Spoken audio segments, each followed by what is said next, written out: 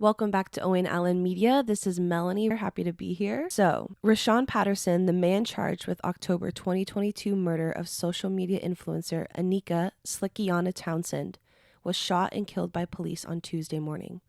The confrontation reportedly took place in Dundee Pen, Hanover, where Patterson was fatally wounded. He was later transported to Noel Holmes Hospital, where he was pronounced dead. Authorities have not yet provided full details on the circumstances of the shooting.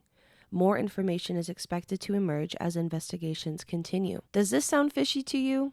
Or the police are just carrying out a proper operation? Or maybe they just feel they need to retaliate because justice was not fully served for Slickianna's family. Rushawn's case has been one of high public interest. This development could spark further discussions on crime, law enforcement, and the Jamaican justice system, and how they do things. Stay tuned for more updates and let me know in the comment section what your thoughts are on this matter. Is this justice for you? Or he didn't deserve to die like that? Follow for more. This is Owen Allen Media. We keep you informed.